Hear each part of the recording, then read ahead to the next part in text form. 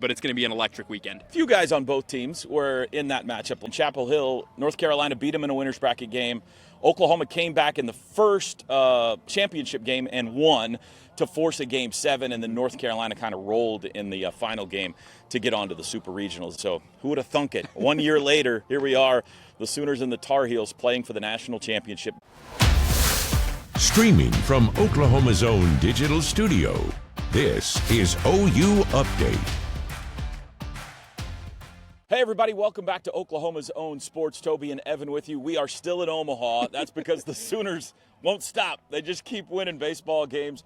Oklahoma, an 11-4 win over Georgia on Wednesday night means they will play for the national championship starting Saturday night here against North Carolina. Kind of running out of adjectives with this baseball team, Evan, but they just keep winning, and they find new ways every time. It's magic, and it continues, and the carpet ride keeps going, and we keep having to do laundry and finding new clothing. Right. But we're here, we're having a great time. I mean, it's just incredible what they've been able to do, the teams that we've talked about for the last week or so that they've been able to take down in the postseason. Georgia Tech, the Citadel, Kansas, Georgia twice, Alabama, whole bunch of top 8 national seeds, whole bunch of top 16 national seeds.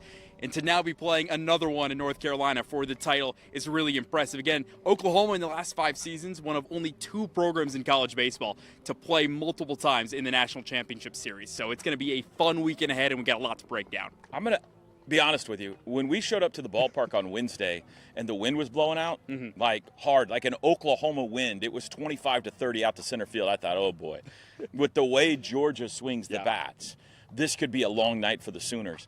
And it's Oklahoma that hits 5 home runs. Georgia hits only 1. The power surge of all the amazing things about this team over the last 3 weeks, maybe the most incomprehensible is the power surge. I don't know. The freshman arms is pretty crazy too. But the number of home runs these guys are hitting compared to early in the year, I mean, I think they were next to last in the SEC for most of the year in home runs. And now they look like the 1927 Yankees all of a sudden. It's crazy. 26 home runs so far this postseason, and just what they've been able to do is incredible. 89 total on the year, so the power surge, and it's from guys you don't expect. Right. Last night, Desan Harris and Jason Walk, they both combined for, I think, 4 home runs this season, and they've doubled that total to 8 combined for both of those guys with 2 apiece last night. So it's been so much fun seeing the new ways a new guy can step up, and that's how you make a deep run in the postseason.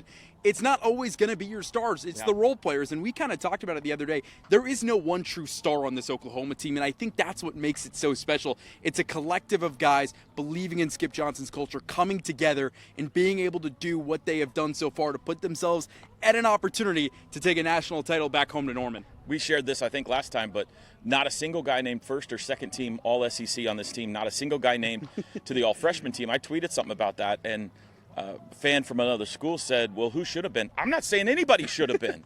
I don't think you can make an argument, maybe Willits, maybe Rager on the All-Freshman team, but I'm not saying there was anybody that was deserving to be All-Conference in the regular season, which makes it even more astonishing what they have done here in the postseason, because all of them look like All-Americans right now. The draft stocks are going like this for all of Skip Johnson's guys. And the pitching, we got to talk about it before we move on.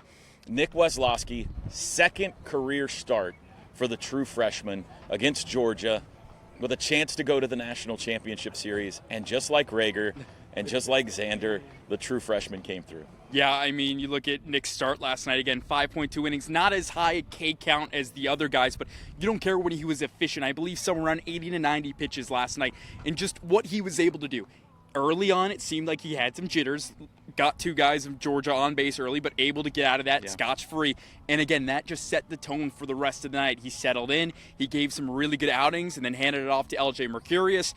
And that was all you needed for this Oklahoma team. We still haven't seen a lot of other high-leverage guys who are in the bullpen. So that's a great thing for this pitching staff, is it is very healthy and very unused, if you should say, heading into this National Championship Series, where it certainly will be all hands on deck. But the freshmen, just incredible. I think there's a stat out there that the 3 freshman pitchers, about 20 innings, give or take 7, 9, 2, about 17 Ks, give or take. My math is probably off. 18, 9 and 9 is 18.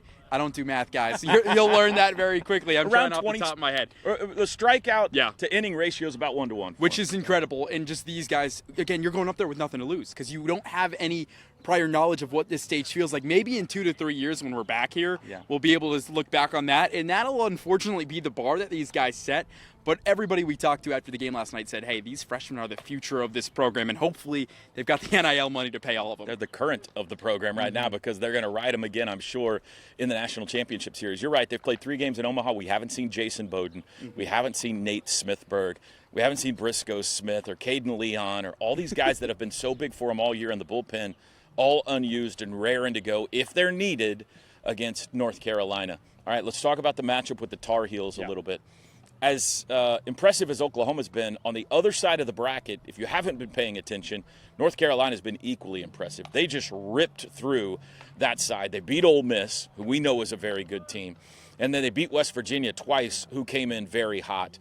They might have the best all-around, deepest pitching staff in this tournament and maybe in all of college baseball. They're very impressive. Yeah, and it really starts with Jason DeCaro, their Friday night guy. He has been incredible. About a 2.94 ERA, has set the tone for this Tar Heel rotation. He has been really good. And then behind them, there is a bit of a drop-off there between DeCaro and their number 2 and number 3. So it's not maybe as deep as Texas's pitching staff or Georgia's pitching staff is, but still, all around this UNC team, they've been scoring a lot of runs. They put up 12 on West Virginia in that regional bracket championship, the semifinal, if you will. So it's going to be a tough challenge for this Oklahoma team. But quite frankly, you look at what OU has done, and you can say, man, Georgia Tech, well, they beat North Carolina.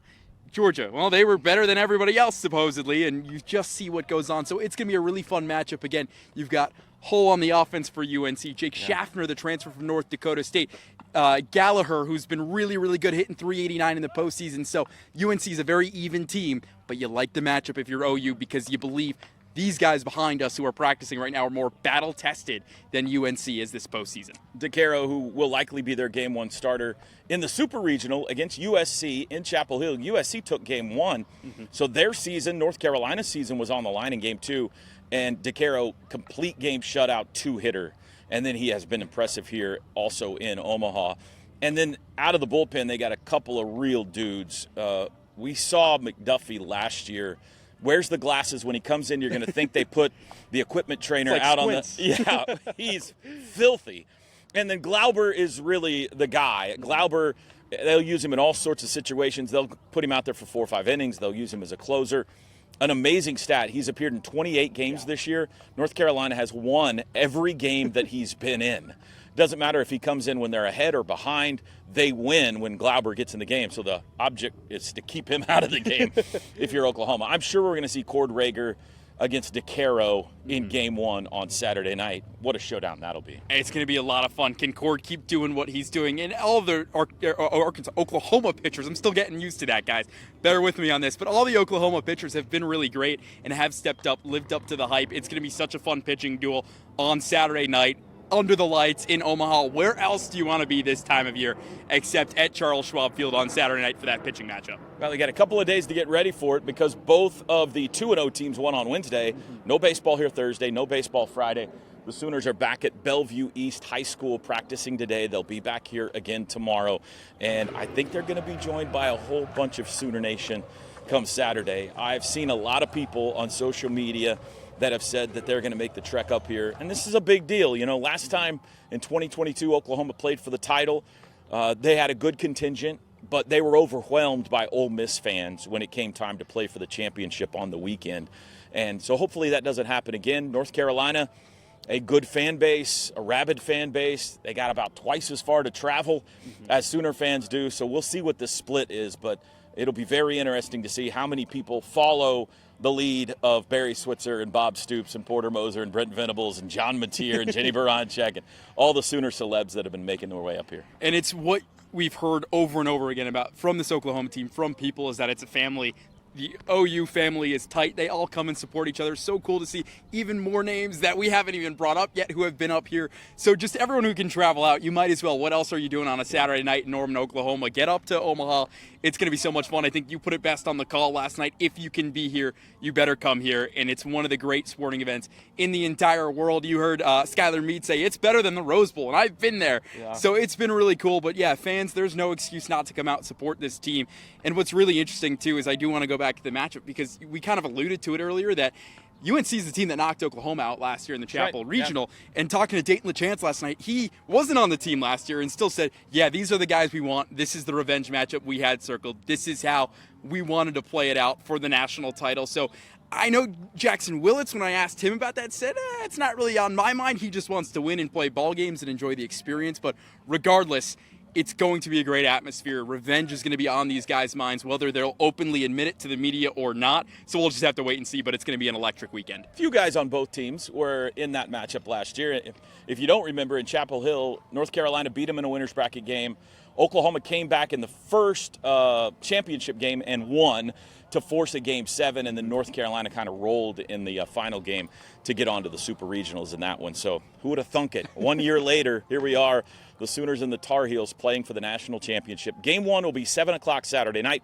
Oklahoma will be the visiting team in that one. I've got a lot of questions about which dugout should we try to get tickets behind. OU will be the visiting team in Game 1. That'll be the first base dugout Saturday night. They'll be the home team then in Game 2 on Sunday afternoon.